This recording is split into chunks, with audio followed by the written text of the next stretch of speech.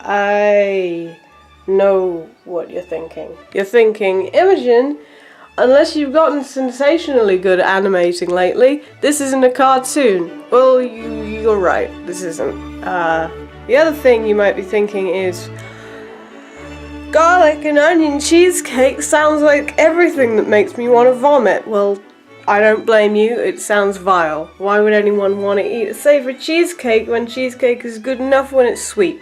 Well, I thought this too, and then I made it and it was great, and you're going to make it too, because if you've read in the newspapers lately, we recently entered a new millennium. It's on the front page of every newspaper, you should look. And what better way to celebrate our new celestial age by doing something daring, bold, weird. Do it! If you've never made a cheesecake before, don't worry, this is going to be my third time ever making it. They're super easy. What you will need is all of this. Now, the first thing you want to do when you're making a cheesecake is you want to make the base, which is where all our lovely cheesiness sits on. And if you're making a sweet cheesecake, then you would use maybe some biscuits or sweet cookies, but we're making a savoury cheesecake, so we're going to use crackers. Can you see that? Good, crackers. Now, different recipes will suggest different measurements for your base of crackers, and that's all good, but the way I like to do it is to lay out the crackers in the bowl. The bowl, did I just call it a bowl? This is a flan dish. You're going to need a flan dish. Get a flan dish. So you lay them all out until it's kind of covering up what's happening. Doesn't matter if they're broken because we're going to break all of them later. It looks like a horrible mess right now, but that's all good. So what I do is I just kind of put them around until the base is more or less covered. I just do it by eye, basically. And if you end up with more cracker crumbs than you need, you can just toss them away. It's all good. So that's probably more than enough, but it is better to go overboard than underboard. Okay, the next thing we're going to want to do is to melt some butter. Salted or unsalted is just fine. We want to put that on a gentle heat because we're only going to be gently melting the butter. Most cookbooks will suggest you use about 50 grams. I like to do it by eye because depending on the random way you've selected the amount of crackers you're using, that'll change the amount of butter you want to use. Let's go for this. Actually, that's quite a lot. Oh well. Go, go, go. Do it. Thank you. Now, while your butter is gently melting, we're going to put all the crackers into a little bag, and then we're going to crush it with that.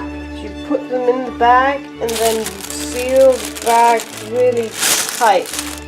Tight. Tight. Secure. You want to push all the air out so you don't get an alarming bang.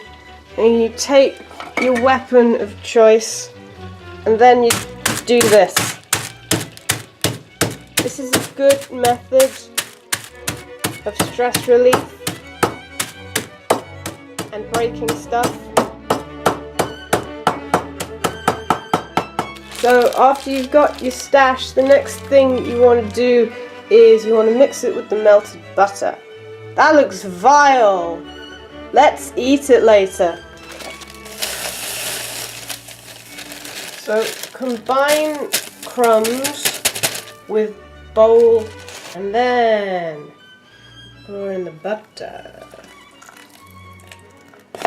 Ooh. Now we're going to mix and mix and mix. What you're going for is a consistency that when you put your hand in it and squeeze it, it fucks up your skin. But more importantly, it looks like wet sand. This is great. And if it doesn't look like that, then basically add a little bit more butter until it does. Yeah. And then we're going to put our crumbs into the flan dish. Woo! And we're going to just spread them out, get a nice even layer in the flan dish. It smells nice already.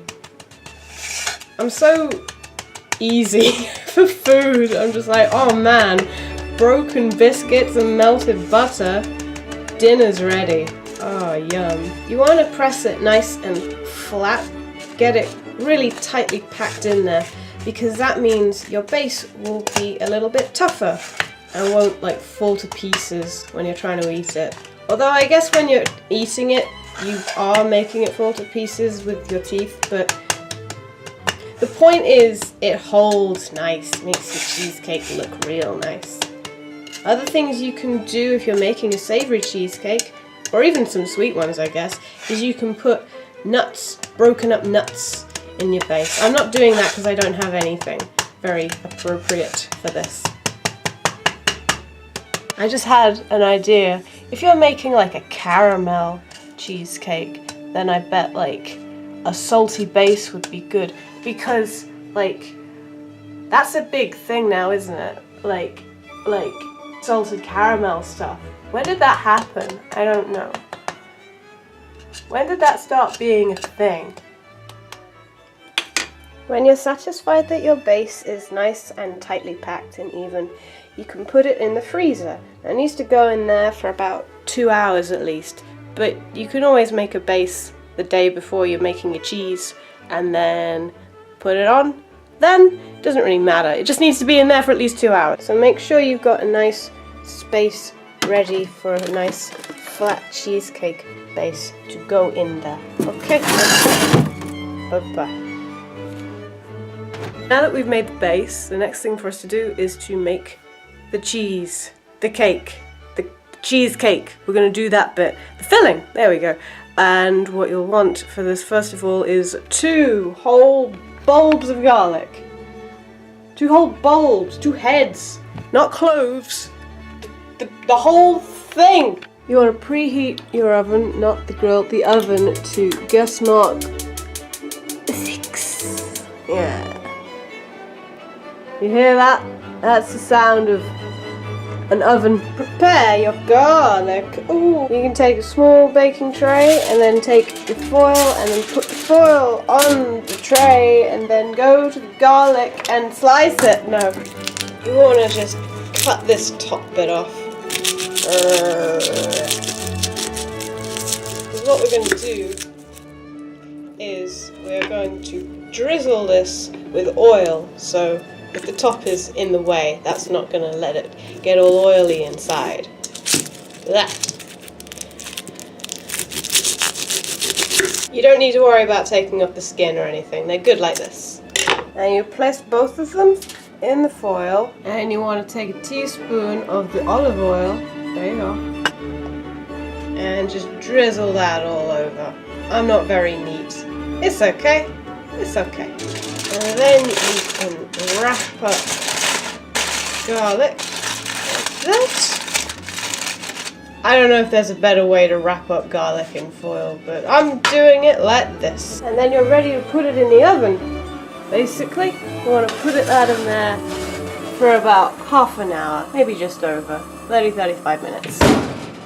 So while that's roasting, it's time to get cheesy. So we've got 2 pats of soft cream cheese, and they are 250 grams each.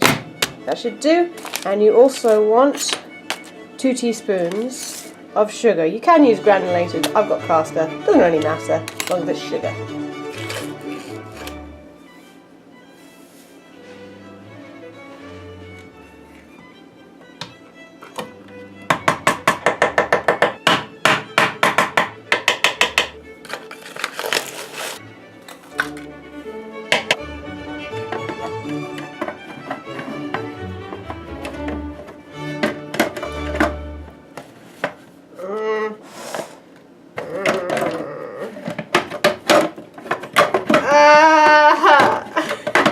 How is it done? How did I ever do this? Is there a secret that I don't know? I swear to God, every time I try to use this, it's like trying to solve a fucking mystery. Ah!